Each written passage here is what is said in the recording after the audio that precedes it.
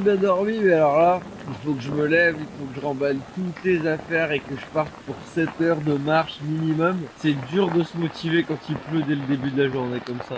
Oh yeah! C'est parti pour une nouvelle journée de marche! En plus, il fait beau!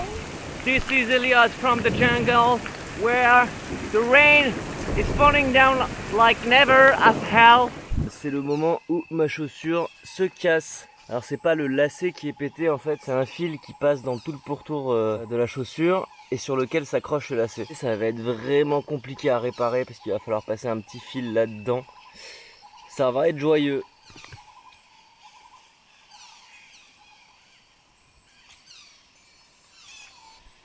Ça y est, j'ai une belle paire de lacets tout neuf.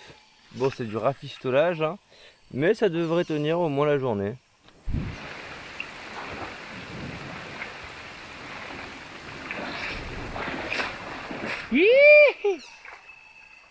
Oh oh. Oh, et des fois je m'enfonce jusqu'à la taille. C'est un truc de ouf. Ça avale mes jambes. Wow, wow, wow, wow, wow, wow. Voilà, bah là typiquement vous voyez, tac, enfoncé jusqu'au genou. Et c'est pas facile de s'en défaire. Hop là. Ça fait un effet sable mouvant qui fait que plus on force vers le haut, plus la boue et le sable nous attirent vers le bas. Allez. Allez. Oh là là, c'est l'horreur d'avancer là-dedans si vous saviez. Voilà, c'est le moment de la journée où je suis un peu fatigué. Le truc c'est, là ça fait 5 heures tout pile que je marche. Et c'est pas tellement la marche qui est difficile. J'ai un peu mal à l'épaule droite, j'ai un peu mal aux pieds. Mais ça va. C'est le fait de devoir tout le temps faire hyper attention où tu marches. Là j'en profite pour filmer parce que je suis tranquillement dans une descente. Dans la descente il n'y a pas de boue par exemple. Il faut toujours faire attention où est-ce que je mets le pied. Savoir s'il n'y a pas un serpent. À chaque fois qu'il y a un chablis qui barre la route, prendre le temps de vraiment se poser, regarder de quel côté c'est le mieux de traverser, faire attention aux racines, aux plantes qui coupent, aux plantes qui piquent, des plantes qui étranglent. Il y a des lianes qui te saisissent là, d'autres qui te prennent à la taille. Après tu crois que tu t'en sors, mais non, il y en a une qui s'est attrapée à ta cheville. C'est extrêmement fatigant mentalement. Au bout de 3-4 heures de marche déjà on commence à avoir la tête qui bourdonne un peu. J'essaye de faire des petites pauses des fois mais ça aide pas beaucoup. Ce qu'il faut c'est vraiment dormir en fait. C'est pour ça ce soir je pense que je vais me coucher tôt ce soir. Ce soir on éteint la télé à 18 h. Là je fais une petite pause parce que là je suis vraiment claqué. J'ai mal aux pieds. J'ai posé mon petit hamac d'appoint là. Ça me permet de me reposer quelques secondes. Et là j'étais en train de me dire en fait, ça commence à faire quelques jours que j'ai parlé à personne. Et ça fait un peu bizarre. C'est pas un gros manque puisque j'envoie quand même des SMS à ma famille, à mes amis, à mon amour. Mais je vais encore passer, je sais pas, une petite semaine au moins tout seul sans croiser personne encore. C'est un peu troublant comme sensation. J'aimerais bien croiser quelqu'un pour lui parler. Même s'il parle pas français, c'est pas grave. Bon alors j'ai trouvé un endroit pour me poser ce soir. C'est pas le grand luxe mais bon, il y a de l'eau. Un peu plus loin, il y a une clairière, il y a de quoi envoyer des SMS. Et alors, c'est tellement dans la jungle, c'est tellement touffu, etc. que j'ai taillé mon propre chemin pour le retrouver. J'ai mis des petits morceaux de rubalis comme ça. C'est indispensable parce que franchement, sans ça, je sais plus où est-ce qu'il est mon campement quoi. Voilà, donc ce qu'il faut faire, c'est bien suivre les rubalises que j'ai mis. Et là, on arrive à la dernière rubalise. Ça, c'est mon coupe-coupe. J'ai mis une rubalise dessus aussi pour pas le perdre parce que ça se perd super vite un truc aussi sombre. Et je vais dormir de cet arbre à cet arbre. Voilà, c'est pas le grand luxe cette nuit mais bon, ça va le faire. Je vais essayer de faire un petit feu de camp aussi. Ça va raviver l'esprit. Ah, c'est vrai que ça, un petit feu de camp, ça fait vraiment plaisir. C'est tellement plus que juste de la chaleur. Le feu, ça rassure. Ça fait qu'on se sent chez soi un peu partout.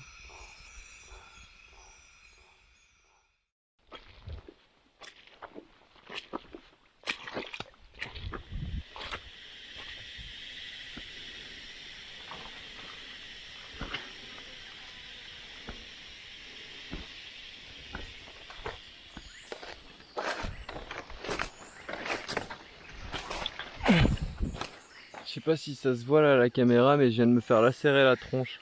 Ah putain, il y a encore une épine dedans. Et là, ah ouais, ça saigne. C'est les dangers de la jungle. Ça pique la jungle. Oh, oh, j'entends le bruit de l'eau. Ça veut dire que je suis pas très loin d'une petite rivière. Ok, j'arrive dans cet endroit. Ça a l'air pas trop mal. Yes! Ah, une jolie petite rivière, ok. Et là-dedans, là dans les bois, faudrait que je trouve un endroit pour mettre mon hamac. Mais en tout cas, la rivière est jolie, ça c'est cool.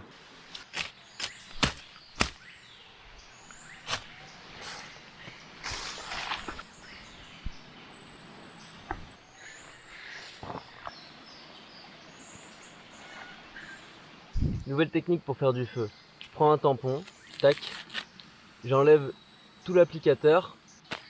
Ça va nous faire un super allume-feu.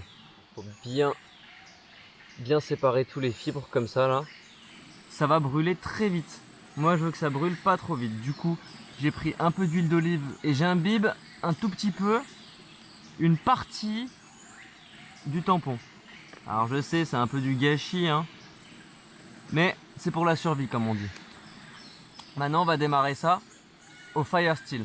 C'est ce petit objet là et ça permet quand on a un couteau d'envoyer des grandes étincelles très chaudes. Allez, on essaye. Voilà, là la flamme elle a pris. J'essaye de mettre la partie où il y a l'huile. Ok, super.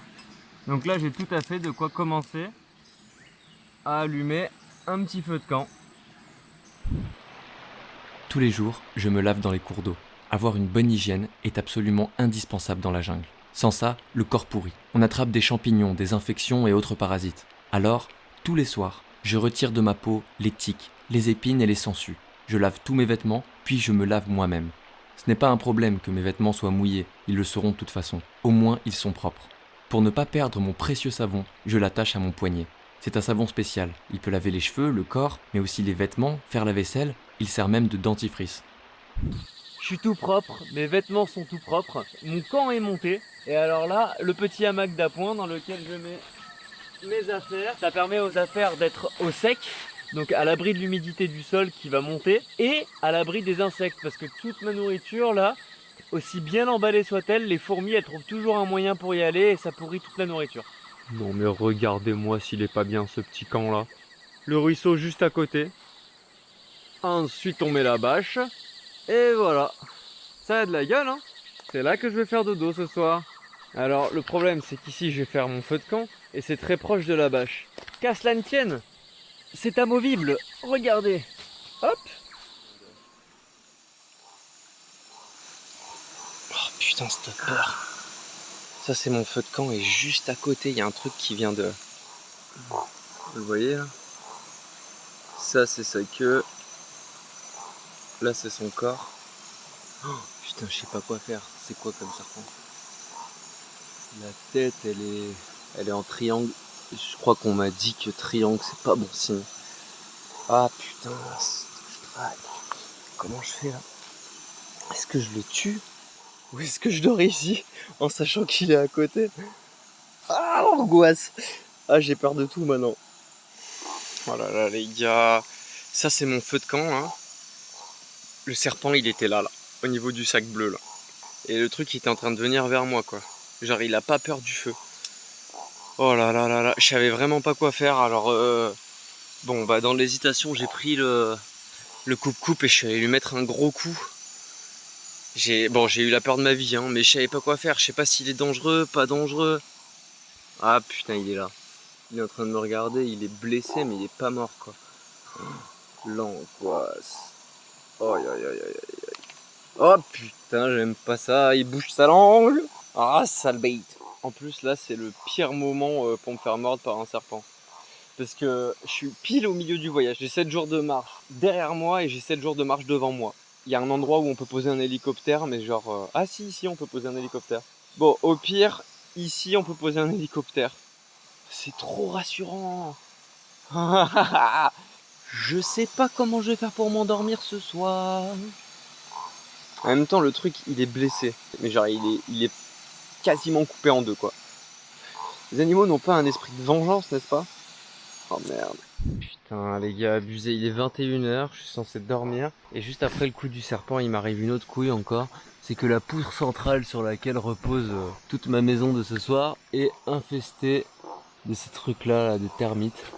Ah, j'ai pas envie qu'elle bouffe ma bâche et qu'elle bouffe mon truc, du coup bah je vais devoir tendre une corde à la place de la poutre centrale et faire comme ça pour ce soir, ça va me demander du travail. Je suis très fan de ce que je viens de faire. Vu qu'elles arrêtaient pas de passer sur mes cordes, j'ai mis une matière pour plus qu'elles passent. Donc j'ai pris des bouts de mon savon, je les ai mouillés, regardez. Tac, elle veut pas passer. Il n'y en a aucune qui passe depuis tout à l'heure. Elle se passe le message pour dire non, c'est pas par là. Du coup, de l'autre côté, là sur l'autre arbre, ils vont dire bon bah on va prendre la branche comme d'habitude.